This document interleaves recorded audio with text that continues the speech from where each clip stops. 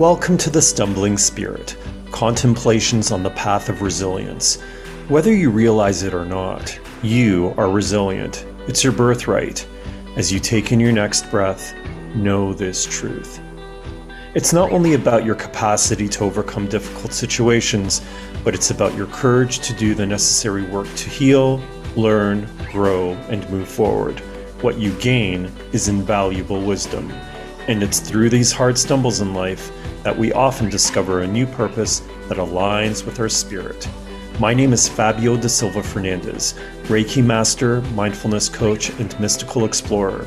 Join me weekly as the Stumbling Spirit podcast highlights the lives of extraordinary people like you, sharing transformative stories and beneficial practices of resilience to guide you on your wellness journey.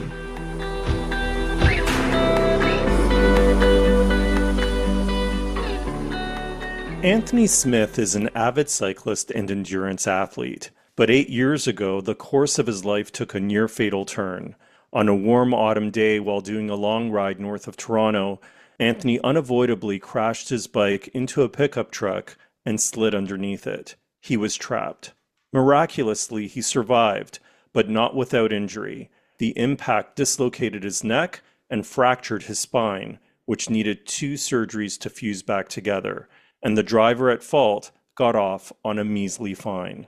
Anthony is here to talk about the rights of cyclists, his long road to recovery, and he opens up about how he's grown personally and spiritually since his accident. It's a pleasure to welcome competitive cyclist and transportation planner Anthony Smith to the show. Hi, Anthony. Hey Fabio, thanks so much for having me. First of all, I want to say that I'm happy that you're alive. Thank you. Did you ever think to yourself, how ironic, I'm a transportation planner and I almost lost my life in a collision? Yes, I think there's irony, there's probability related to the fact I've been around bicycles in various ways, and bicycles do have risks, like any competitive endurance sport. There's trade-offs. I did actually work in cycling infrastructure planning for some years. I designed bike lanes. I worked on cycling master plans for cities. It's part of my professional experience. I tried to protect safety of cyclists and make roads safer for all road users. But unfortunately, in the city of Barrie, where I was cycling, there are not a lot of safe cycling routes. And it was just a part of the journey that I had to get through this part of the city. And it was not a very safe place to ride. You've been a competitive cyclist since you were 14. You're now 39, soon to be 40. So you're very comfortable with riding a bicycle and you understand bike safety, etc. So can we go back to 2017? You're out on a long ride. You're doing a distance of 120K.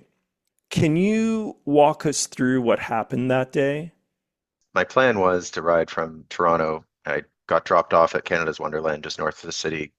And I basically planned to actually ride all the way to Midland, which is just past Barrie. It was a beautiful sunny day. I had lots of food. I was riding a nice road bike. It's a pretty typical ride. It was just a new route that I hadn't done before. And my destination was to go to a cyclocross race, which is a pretty unique sport. It's a small race around a kind of a dirt track. But the point was I wasn't going to race that day and I had the day off. I figured I should ride there to meet my friends. Ultimately, I made it about halfway there through Barrie. I was riding on back roads all the way up north, adjacent to the 400 highway. So pretty quiet streets for the most part. As I was going through Barrie, there's a couple dicey roads that are fairly busy arterials. You have to get through those to get through the city. There's really no way around. And then there's a turn on basically a downhill that I haven't ridden on before, but it was a pretty simple 2-lane road in each direction. And I'm riding at 8 or 9 in the morning. Like, this is not a lot of cars on a Saturday morning. And it is a downhill. So there's about, I don't know, speed limit's probably 40 kilometers an hour. And I was riding probably about that speed. And you're not even pedaling at that. You're just coasting down the hill. And it was clear road. There was literally no cars. I was just riding straight. This is the kind of fluke part of cycling. And I say this like with a grain of salt. I love cycling, but it does have risks. And as I'm riding, the truck coming in the opposite direction just decided to turn across in front of me and pull into a gas station. which he didn't see me coming. He just pulled in front and I yelled. And as I yelled, he actually just braked and stopped abruptly, which meant I literally, with 15 feet to go, slammed on my brakes and kind of flew over my handlebars like Superman style and basically shoulder plant into the side of the truck because there's just no other option at that point. So, I mean, I'm very lucky. My helmet took a lot of the impact off my head, so it had no concussion specifically, but my shoulders and neck took all the impact and it sort of deflected me down under the car. So, I mean, the good news is he had stopped and I basically hit him a solid object. The bad news is I was unconscious and I found out later I had fractured 3 vertebrae in my neck. The end is really waking up. I'm unsure how much time later, but it was about at least a few minutes. I'd been unconscious. An off-duty paramedic had been in the gas station actually and just walked over and had told me to basically all I heard was, "Don't move. You've been in an accident. Can you feel your legs?" And I kind of blurrily opened my eyes and I was staring at the bottom of a pickup truck. Like, no idea how I got there. I couldn't immediately feel my legs or really anything. I was kind of just paralyzed. Thankfully, I could eventually, after a few seconds, start to realize I was okay. I could move my fingers and toes. But really, all I really distinctly remember was the heat of the car. Like I could actually feel the car on my face and the smell of gas. Like I could hear, that's like the PTSD elements of this kind of burned in my brain. I remember yelling really loudly and then waking up and being under this truck. So it was a pretty big fluke accident, but I'm so grateful to be here today and still be able to ride my bike and do a lot of the things I love. So really lucky outcome. I'm really grateful that you're alive to tell the story and that, you know, you're mobile and that you're able to move around and still do sports and cycle and all of that stuff. I'm just curious. So, when you knew that you were going to hit the car, what went through your mind, or did anything go through your mind? The hindsight of 7 years, I have a little more clarity. The first year, honestly, after the crash, I had very little memory of anything. I just remember turning at the top of the road, and then for the most part, I just remember yelling. Like it all sort of blurred. I remember just like a flash of terror. I mean, there are near misses in cycling. I've had cars cut me off before, or your bike tire slips on a streetcar track, and you're like, oh, your stomach kind of flips, and then you regain control, and life goes on, and you sort of hope there's not a big one coming. This is kind of like the 100-year flood or the tornado that you hope doesn't hit your house. It just immediately, as soon as I saw that truck, I knew this was a bad, like there was nothing I could do. It was just the directionality, the car blocking the curb.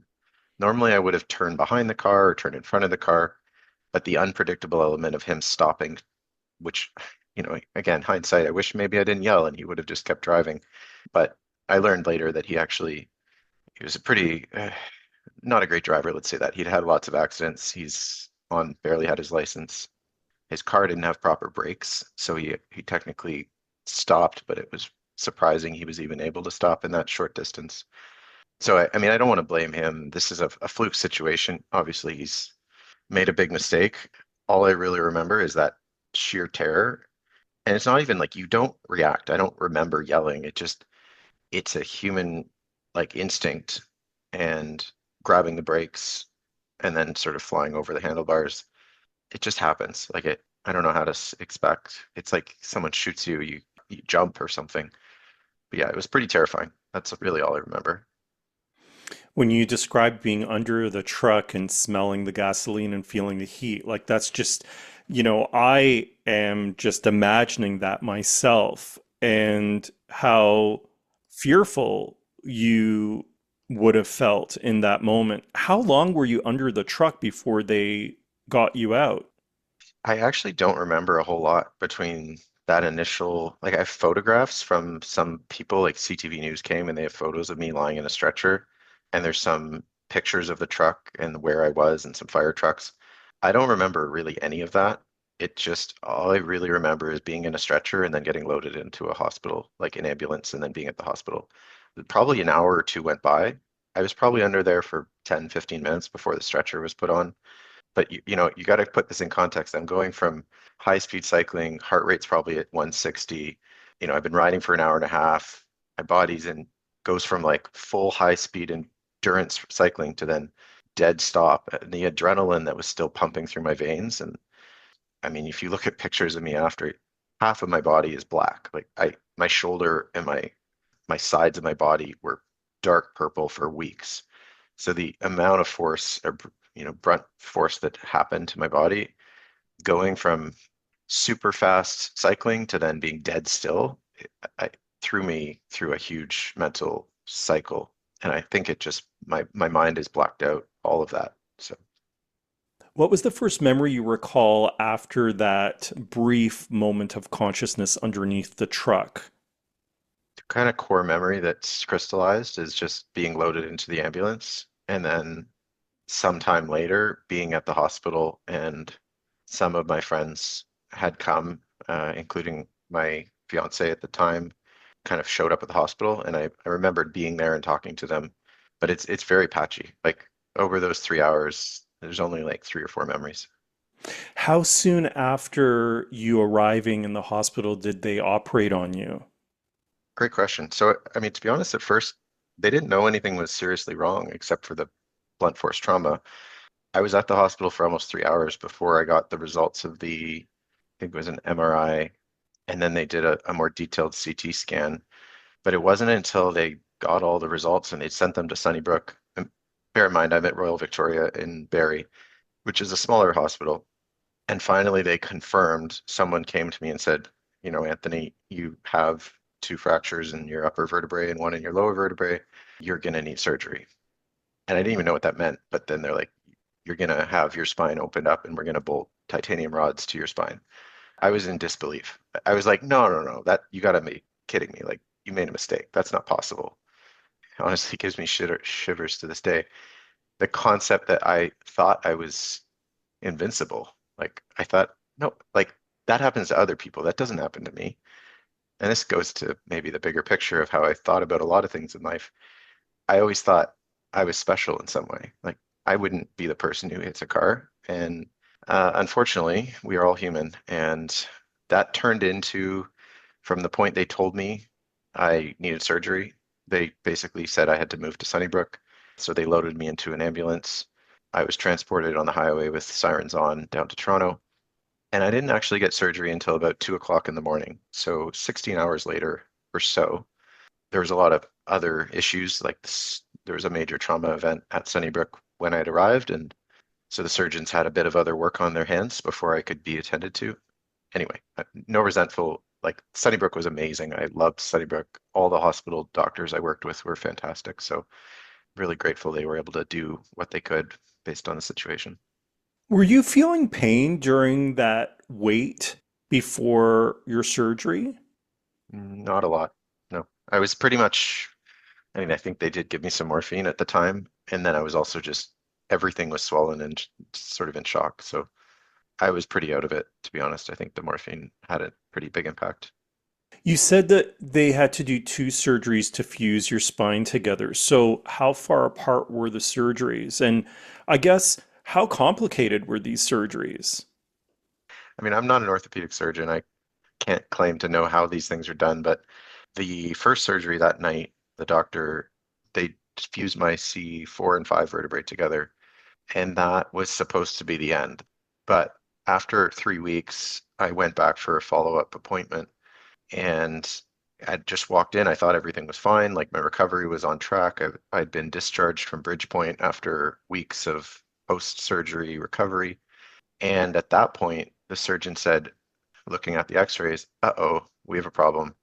They'd actually put one of the bolts through my spine, and it punctured the other side and it was impinging on a nerve. And I had residual pain in one of my arms that was really bad. And they were basically said, we made a mistake. We put this bolt in the wrong position. And as a result, your neck is actually starting to like slouch in a bad position. So that's when they said we need to take that out and redo the hardware with a third vertebrae. So they connected all three. Then the nerve pain got a lot better. So the good news is that that fixed part of my problem.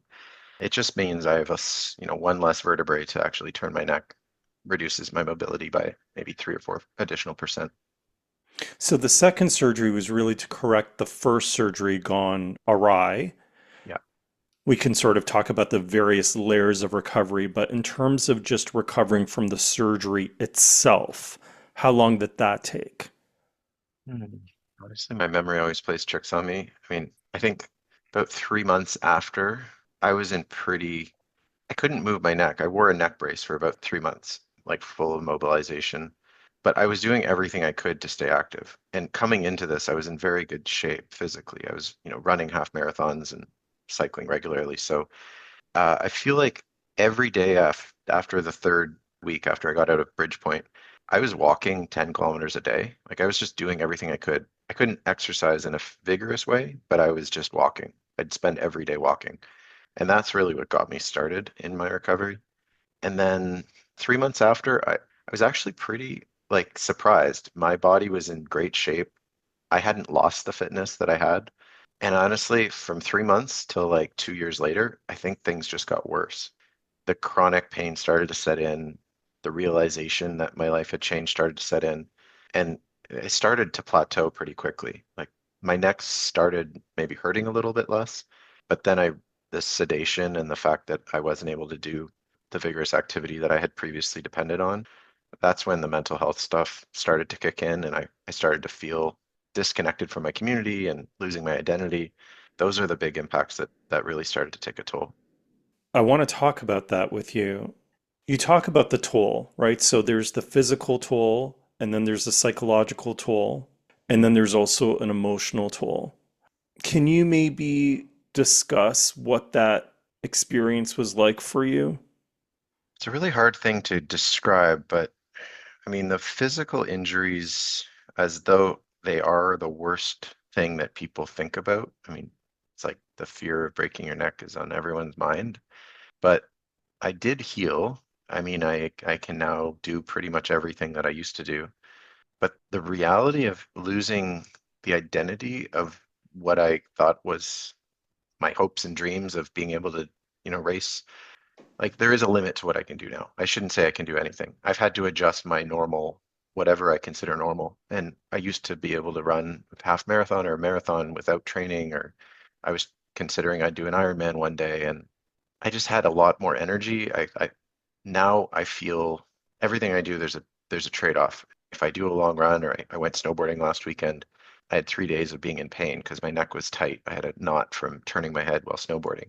So there's like a new normal that's set in. I think I've course corrected now to a point that I understand my limitations and I can manage the pain appropriately.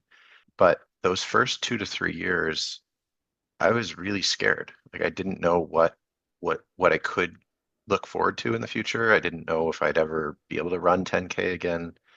I mean, ironically, I did some long bike rides.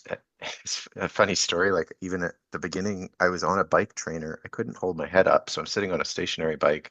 I put a box on my handlebars and actually rested my head like I was face planting into a box because I couldn't hold my head up, but I could still do cycling. So I was really testing my limits, just to say that. Like I was trying to figure out what was possible and what my limit was. And then it became very obvious after the first year as my initial fitness wore off and I was sort of stuck in this rut that life was not the same and I had to adjust my expectations. And that's okay for me. I mean, I could figure it out, but I was also in a relationship with a partner who had to be there for me and also I was engaged to them and actually got married a short time after, like a year after this crash. So they were signing up to a life with this person that wasn't the same person they met 3 years ago. And I was struggling with that identity of like, how do I maintain this identity of this superhero athlete, which now was kind of a non-existent character. And I had to figure out how to rebrand myself in my own head. It really was a struggle. I can imagine because you're confronted with the person that you are today versus the person that you were before your accident. And then trying to figure out who you are, I would imagine. Yeah, and at the same time, I think some of the ways I coped with the pain. and this struggle of my identity shift were not always healthy. I mean, the rebound from having had physical activity as a coping mechanism in life, that was my outlet. That was my way of relieving stress. It was something I could rely on when I had a bad day at work. I could go for a run. And all of a sudden, I was kind of stuck in this body that I didn't feel I could do those things. And unfortunately, eating ice cream, having a few beers, drinking, as a way of managing my stress, those are kind of like behaviors that start to set in. And unfortunately, they're a short-term fix, but they don't actually resolve the underlying pain and the feeling of unhappiness that I was struggling with. And, my partners supported me the best they could, but it wasn't something I could explain. And I honestly didn't even know how to explain what I was going through. So the depression and the internal loathing, the shame and the regret start to set in. And I think that's where you go into a dark place.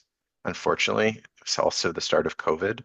And like the worst part of my recovery started, and then I was in lockdown and I lost contact with all my friends and family. And so it was a perfect storm for a pretty dark time in my mental health. It sounds like things were compounded, right? Because you had the accident in 2017, you're dealing with the physical recovery, the physical pain, and also the PTSD. On top of that, you're navigating these uncomfortable emotions and also what's going on in your head in terms of the depression that you were speaking about. So, how are you today? Yeah, I mean, just to cover over a few things, I did end up getting divorced. I ended up having to leave that relationship because it wasn't really the right place for me. I do want to make this a positive story because I am so grateful. I'm so lucky, and I am trying. I mean, I really do struggle some days. I still have times that I don't want to get out of bed. I don't want to deal with life. But for the most part, I have a set of tools and a community that I can rely on and a new partner that I'm really lucky to have in my life. Broadly speaking, I'm happy today. I try to live day by day and take a little bit less stress, like not worry so much about the past and not worry so much about the future, and just focus on every day. It's really all any of us can do. Are you experiencing the same pain that you did a few years ago? I mean, there's a couple things I do still take some medication for nerve pain. My arms fall asleep in the middle of the night, and sometimes I wake up with weird sensations. My neck itself comes and goes. I have certain like knots and weird quirks that pop up, but actually 80% of the time, you would never know that I had any injury, except for a pretty gnarly scar on the back, which thankfully I can't see. Yeah, I have a pretty normal life. I mean, I work 9 to 5. I do run 5, 10K 3 days a week. I ride my bike a couple 100 kilometers in the summer every week. And, I can lift weights, I can swim. So all the things that I used to love to do, I do have back in my life, but just to a much more normal expectation. And I think that's also part of the shift in my mindset of what does balance mean? Like, what does a balanced life actually mean? I used to always be chasing some extreme, and the highs and the lows were very, very high and very low. And that cycle of like chasing these goals that weren't healthy. Like I was always trying to get something that was just out of reach. I never was satisfied with the things that I was doing in my life. I ran 10K in 440 pace. I had to run it in 430 the next time. Instead of just being happy that, hey, I'm out here enjoying the sunny day, take a little bit of the pressure off and just enjoy life. I think there's a lot of shifts in the way I think about life that I'm better equipped and obviously comes maybe maturity with age, but I heard one of your prior podcasts and I just want to make a quick reference. Someone had similar accident riding a motorcycle and she referred to a mask that she wore before the accident. And the mask was like hiding her true self. And I think that earlier, before my crash, and even, today, to a certain extent, we all struggle with this.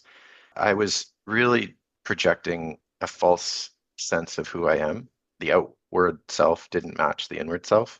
And I was constantly feeling this tension of cognitive dissonance that I wasn't good enough or I wasn't doing the right thing. And then on the outside, I was projecting this ego, and it was just a very fake life, which now that I've had the opportunity to kind of reset what my priorities are and focus on helping other people instead of always being focused on myself, I think there's a little bit of a shift that it's actually not a little, it's a pretty fundamental shift in just what matters to me in my life and what makes me happy.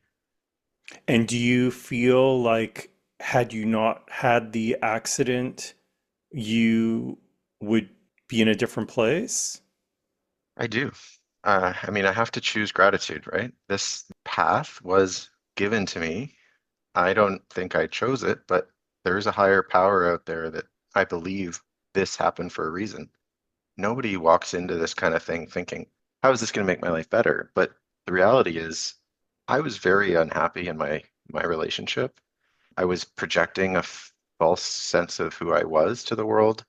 And I think that the things I was striving for, like material things, wanting another promotion, wanting a bigger house, having the perfect life on the outside, those things really were not making me happy.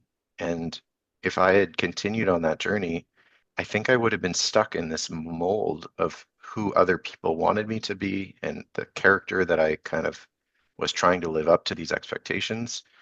And it really wasn't healthy. So now that I'm actually free and kind of had this chance to reset, I think it's really a gift to get to start again. I mean, no one wants to get divorced at age 36, but it's okay.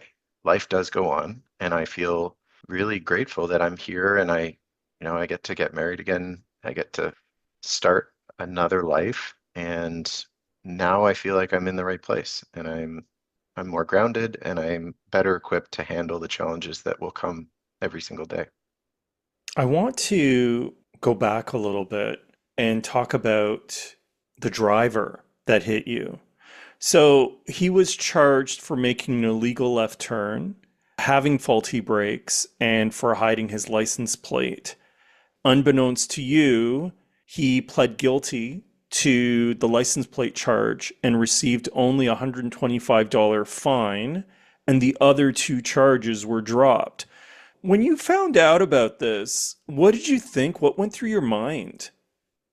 Unfortunately, I knew this was a possibility based on the fact that a lot of similar charges are not prosecuted by the Crown.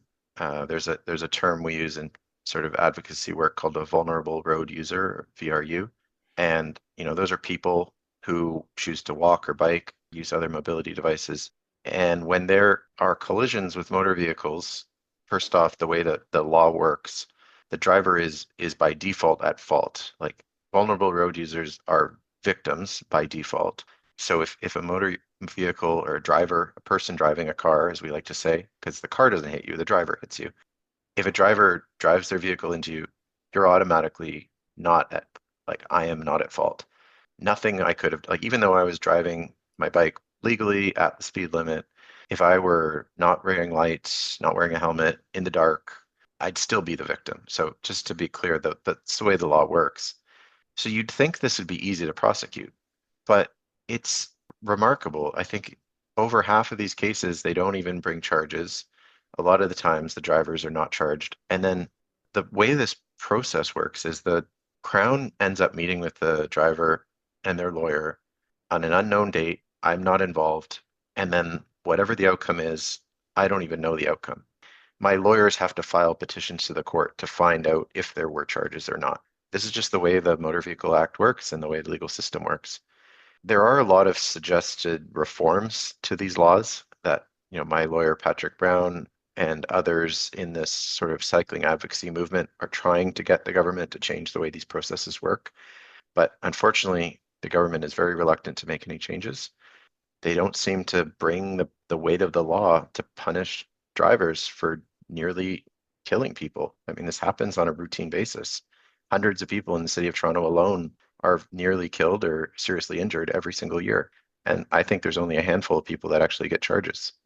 I was actually doing some research online and looking at stats, and according to Statistics Canada, 74 Canadians die each year in cycling collisions.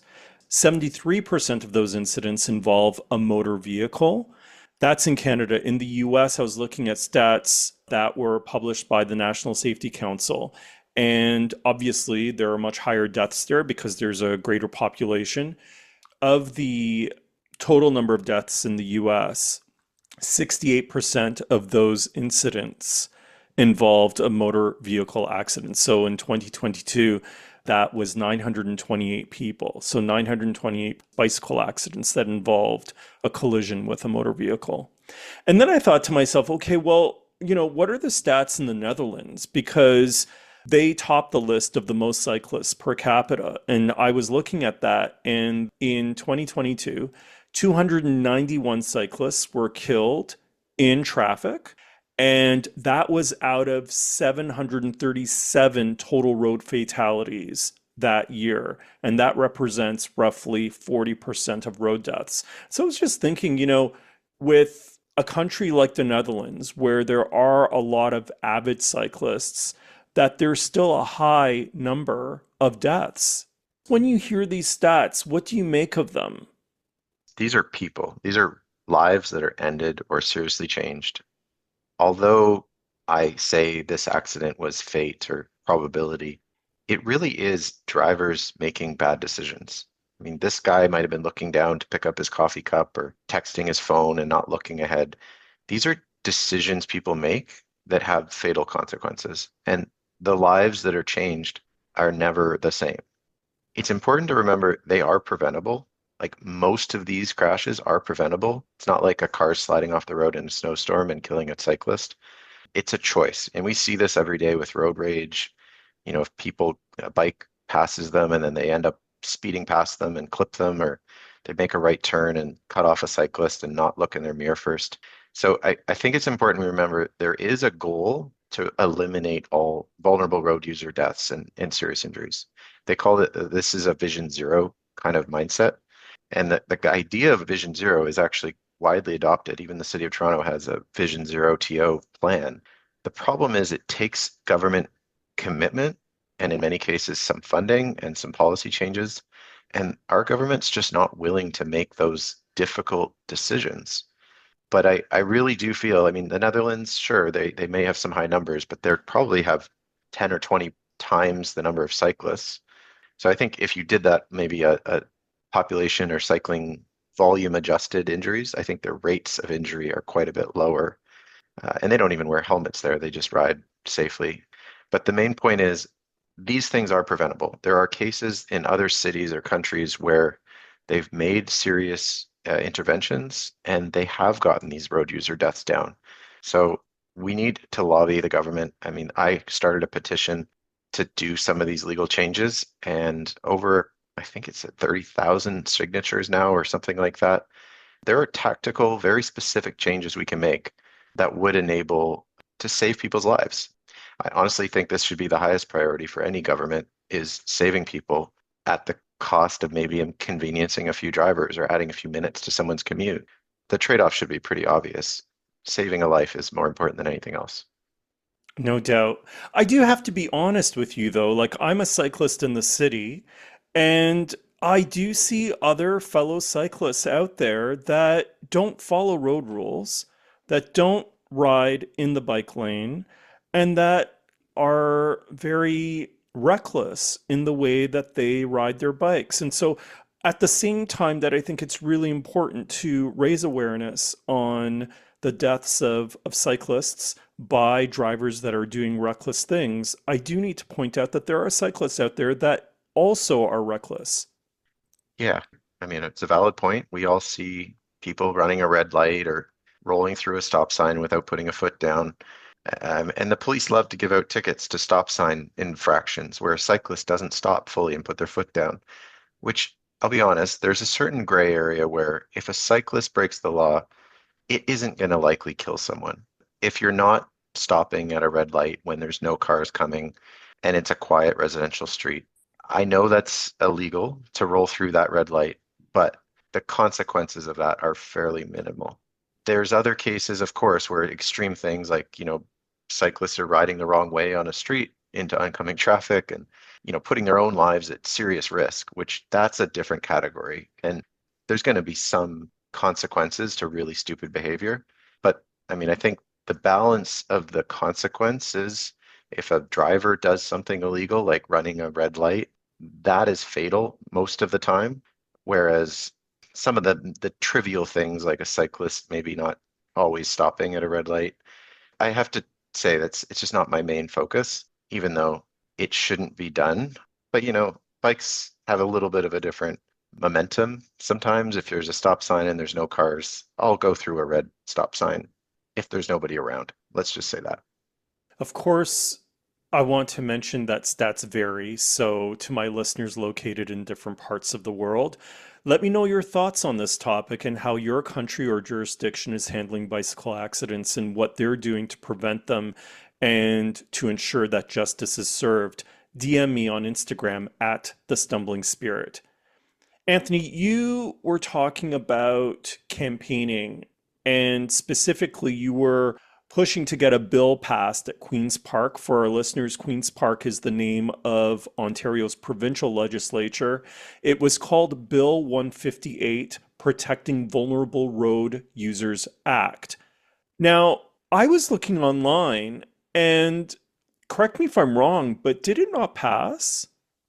It passed the first reading in Parliament, but the way the government works, unfortunately, is when the session of Parliament ends and there's an election, all the bills that are in the order paper get dissolved. So the government has a sneaky way, and political stripes are kind of neutral here.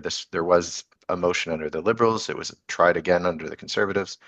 It's neither party has been willing to push this through, but it basically died on the order papers, the way they refer to it. So it's gotten on the agenda a few times. There's been some media attention several times. There's a group called Bike Law Canada that's a kind of advocacy umbrella. There's a lot of different groups involved, like Friends and Families for Safe Streets in Toronto. Big shout out to them. They're really strong advocates, and Cycle Toronto. But there's never been a willingness to get these topics all the way through the government and actually implemented. Even though most people will say, yeah, that sounds like a great idea, when rubber hits the road, they're just not willing to make the changes. And just to be clear, we're not talking, major jail time for drivers. We're talking things like wanting victims to be able to show up in court and issue a victim impact statement so they can talk to the person that injured them, or if they're dead, maybe the families come. There's little things like that, having the ability to sort of have closure. And then there's also things like if you kill or injure a cyclist or a person walking on the street, there's minimum sentences. Like you lose your license for 30 days and you have to go to some driver education training. These are not like life sentences in jail. We're talking about some penalties that actually have teeth and are automatic penalties. Like you can't just say, oh, we're going to pay a small fine and go on with your life. So those are the types of changes that people are advocating for. I mean, they seem rather logical to me. Why do you think that attention isn't being paid to this in the way that it should? There's a lot of power and money involved, and the lobbyists that are on the sides of protecting drivers and the insurance courts. There's just a lot of stuff that's very entrenched in our society. And I don't think the government has, I mean, you can see this recently in Toronto using cycling infrastructure as a wedge issue to split voters and polarize people who are frustrated by traffic and congestion.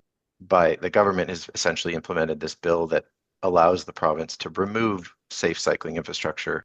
And it's really just used as a political toy. Like the government thinks putting people's lives at risk to get a few more voters is somehow fair game. Because on average, cycling is a minority. The people cycling are not the support base for the government.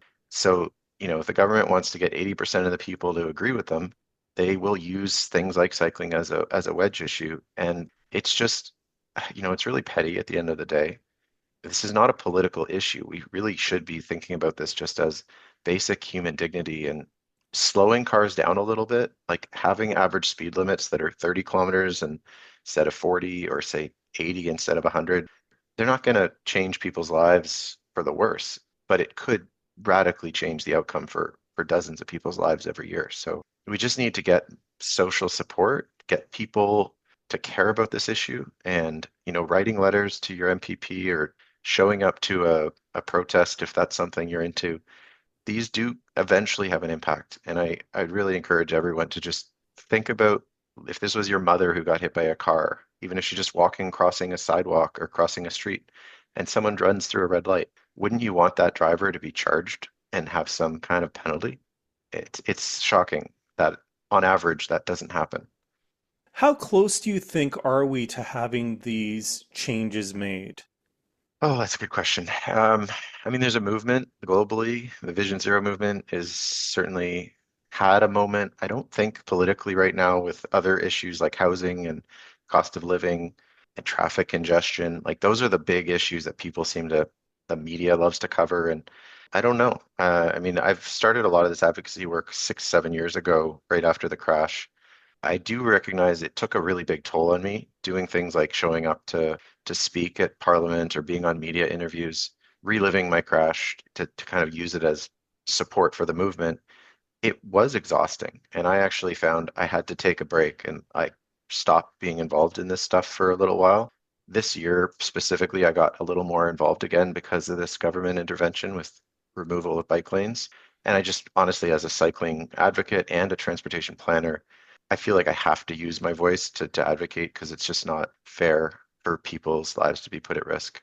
I don't think it's going to happen overnight, but things can happen quickly. If you get the right set of conditions, new government, you get the right people, it does take a few years to get through the process. But I think if we really get behind the movement of protecting vulnerable road users, VRUs, as we like to call them, I think we just need to think about people first, protecting people's lives. I mean, you just heard my story. My life is altered. I'll take it for the better in some ways, but obviously for worse in many. And this is all just because one driver wasn't paying attention, didn't look. I mean, maybe if there was a cycling lane that I was riding in, he would have been more aware that cyclists were coming down that hill and might have been looking to see that a cyclist was coming. Even if there's nobody in that bike lane 80% of the time, at least he would look to see if cyclists are coming. So, infrastructure is important. I think there's physical stuff we can change on our roads. There's also the legal side and making the consequences bigger so that drivers are punished properly. And I think overall, it's a social change that really matters. Like prioritizing safety, everyone should just slow down. I mean, a lot of the lessons I've taken in life, living in the moment, being present, focus on driving when you're driving, don't look at your phone. We need to think about safety first, and that's a social change. That's a cultural change. So I think getting laws changed just sort of is a catalyst that then unlocks that bigger social transformation. You mentioned that you changed after the accident and how that impacted your marriage and how it ended in divorce. So, how did this experience impact your relationships in general?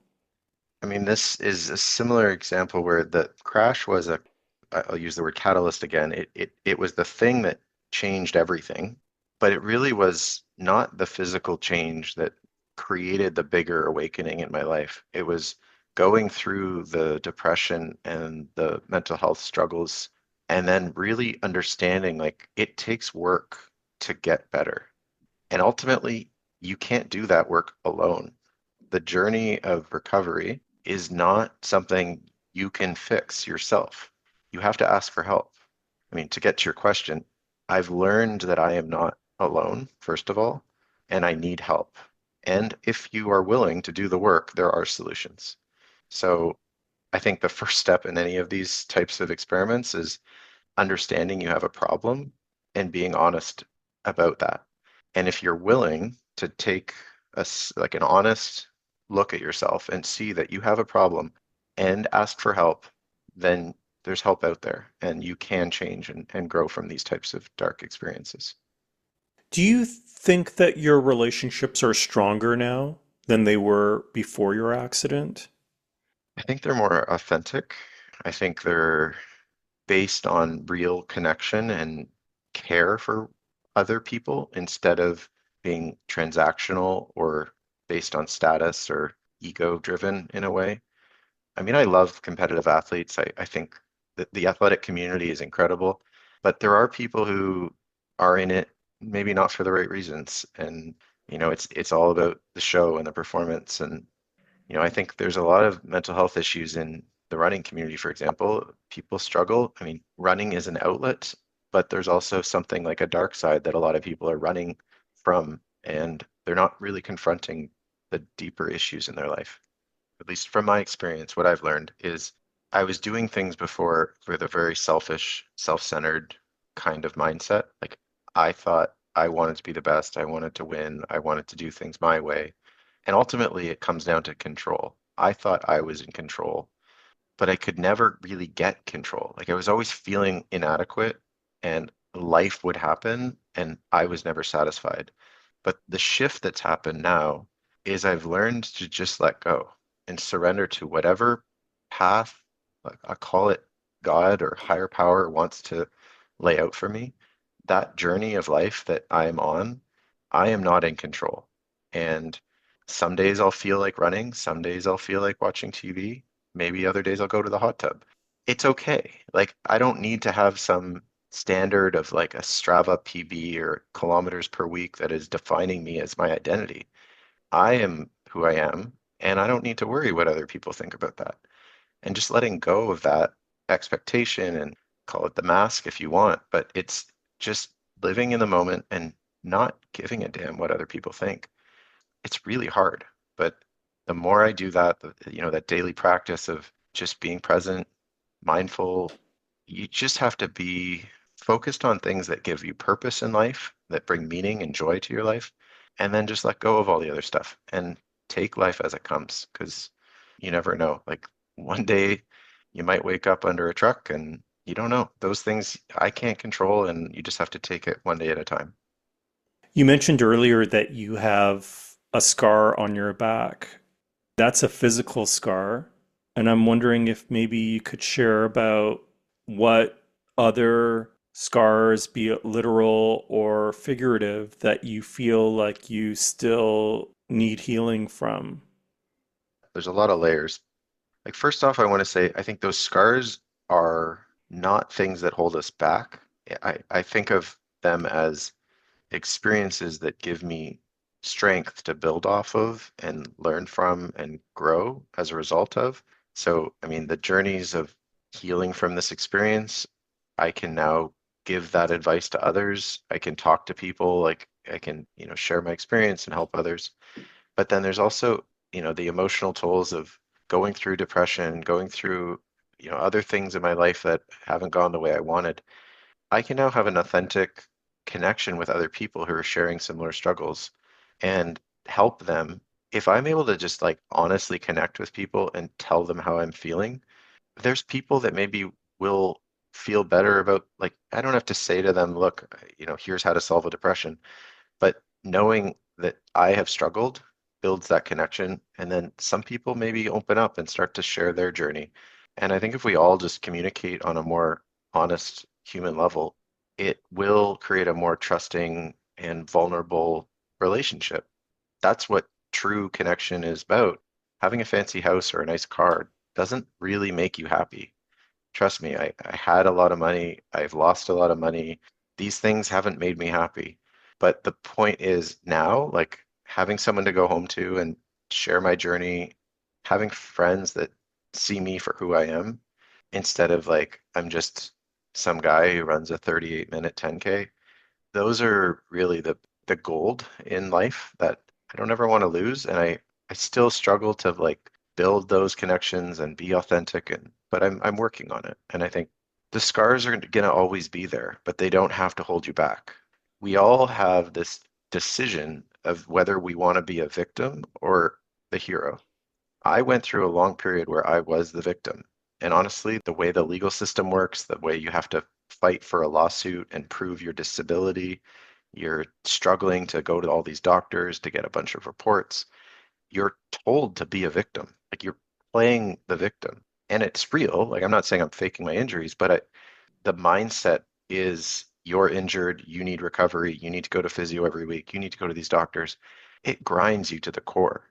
And I've learned to let go of all that to say, you know what? I can choose today. I'm going to not be the victim. I'm going to take charge of my life and I'm going to try to do my best. Whatever I can do is okay. and it doesn't have to be perfect. Is there anything you want to say to the driver who caused the accident and your injuries? You know what? I've learned a really important lesson, and that's forgiveness is a very powerful healing tool. Letting go of things, resentments kill. And honestly, I've seen the driver once since. We went to a deputation at a legal office. He was sitting across the waiting room. I didn't even make eye contact. I didn't want to talk to him. So short answer is no. I don't really want to talk to him. I mean, I'd love to say a bunch of expletives and maybe, punch a wall. There's things I'd love to do, but that won't change anything. I think one of the biggest lessons I've taken from, a lot of the other sort of therapy and lessons and tools that I've built over time, if you can just learn to let go of these resentments and forgive people, it is freeing. And I don't have any resentments towards him today. I mean, I wouldn't want to be friends with him on Facebook or see him on the street, but we all struggle. There's stuff, we all carry a lot of trauma from our past life. And the more you can start to just identify, what am I responsible for? How am I able to change myself and let go of everything else around you? I don't know, maybe God put him there for a reason and he drove that truck, and everything else in my life is the way it is because he made that decision. So I don't know. I'll try to see the bright side of it. You mention your exploration of spirituality and that you derive the main source of your inspiration from God. Can you talk a little bit more about that? I use the word God just because it's a convenient acronym. I don't believe in a structured religion per se. I believe there's a universe that has energy and this profound power that kind of just shapes everything and everyone. And I just say God. I mean, people say it could be good orderly direction. That's the acronym. But the point is, the real underlying source of inspiration I have is I am on a journey. There's a power outside myself that is controlling everything. And I am here to do what I can to help other people to fulfill whatever purpose I can in this life. And as long as I'm trying to work outside of myself to flip my orientation instead of being selfish and self-centered and think first about how can I help other people or connect with other people, if I can try to do that every day, then I'm living in alignment with God's plan and life is easy. Life is just going to flow. If I'm trying to fight that and swim upstream somehow, like everything is going to be hard. Life is just going to suck. But if you just let go and enjoy the ride, yeah, you're going to go through some turbulent waters and then you'll eventually find some peace in the ocean.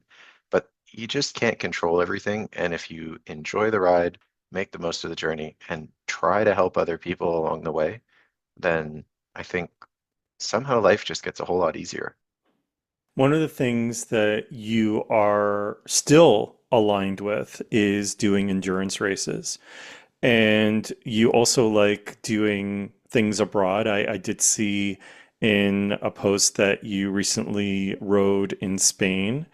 So, what does doing these events mean to you today?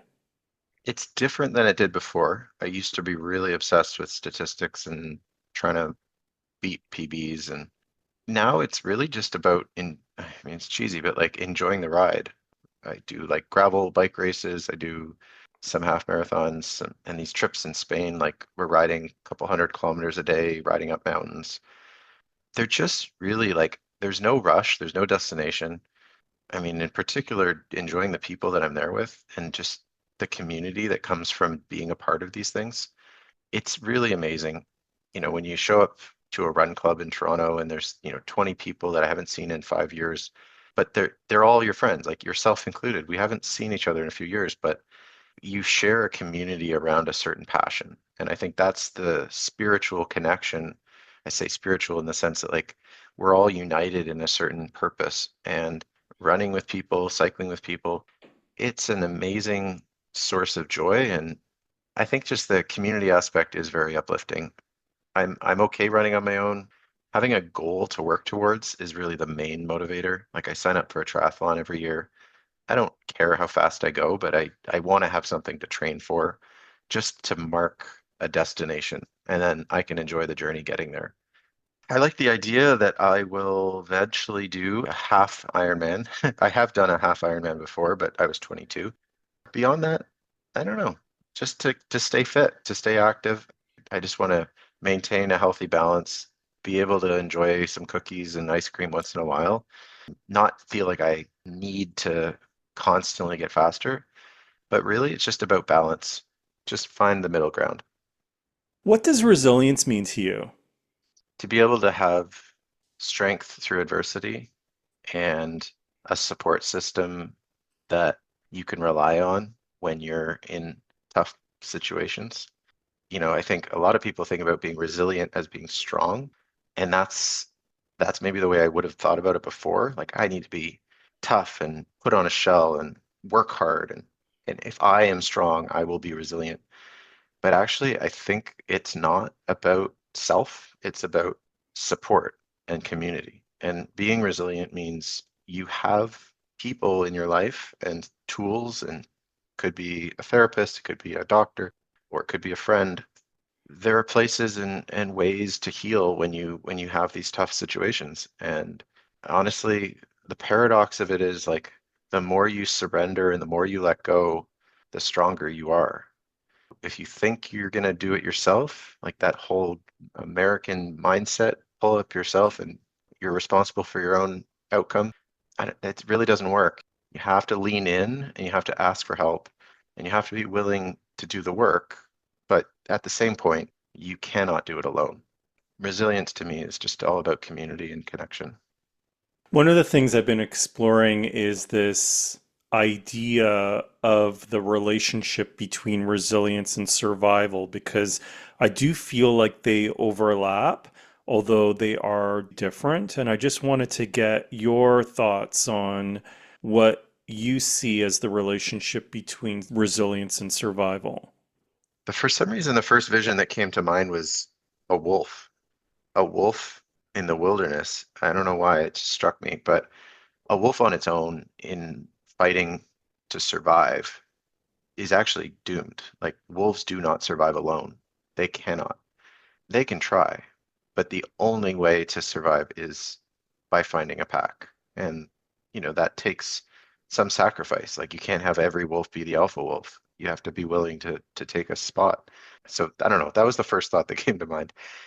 Survival, though, like when you're in a survival mindset and you're in that depths of like, you do end up in a mind that's so preoccupied with, I think you can lose perspective and end up doing things that are actually counterproductive. Like if you think you need to work harder to solve a problem, you may end up hurting yourself more and then not being able to solve it at all. Like in certain cases, you think you could solve your depression by going out and partying and having a good night. That's going to take your mind off things. It more likely than not, you're going to end up hungover and then worse off the next day. I don't know. I feel like there's just this fight or flight mindset wherein if you're fighting too hard, you ultimately will struggle. And sometimes you just have to take a step back, maybe not run away, but just close your eyes, calm down, stop fighting for survival, and just realize everything is okay. Life is okay. It may be hard, you may not like it, but it's not awful and you can get through it. So I think if we can stop fighting, then we'll be a lot more resilient and we can all work together and ultimately find ways through our problems. You mentioned mindfulness as one of your daily practices. What are your other practices of resilience? So I read a little bit in the morning. I like to have some quiet time. Doesn't need to be long, but just to read. Even I get to my desk at work and I'll close my eyes for a minute just to breathe. I like running and cycling. Those are certainly part of my process, but less than they used to be in terms of the extremes. Honestly, it's a constant practice of just checking in, asking for God's help. And I do pray to a God. All I really do is say, what am I supposed to be doing right now? What's the next right thing? And if I quiet my mind for a bit, I often I do find direction is pretty clear. You just close your eyes and meditate for a few minutes, and then it's like, oh, okay, you know what? Everything is going to be okay. I think that plus talking to people, being humble, honest, telling people what's really on your mind, having my family and my partner that I share real struggles with, those are kind of the basic things that keep me balanced. How can people reach you if they want to contact you? If you want to send me an email, you're more than welcome to. It's anth42@gmail.com. More than happy to chat and connect on other platforms. If you've gone through anything like this in your life and you're struggling, I'd love to hear your perspective and what's worked for you so that we could all learn and help each other. Anthony, thank you so much for coming on the show. It was really an honor to have you open up and share your story and your insights and wisdom about how you've been able to navigate your life after this accident. No, thank you, Fabio. Honestly, it's been a real treat. Thank you for listening to The Stumbling Spirit, Contemplations on the Path of Resilience. This is Fabio da Silva Fernandez. Join me again next week for another episode of transformative stories and beneficial practices to guide you on your wellness journey. If you wish, you can follow and DM me on Instagram at The Stumbling Spirit. Until next time, take a deep breath and another step forward on your path of resilience.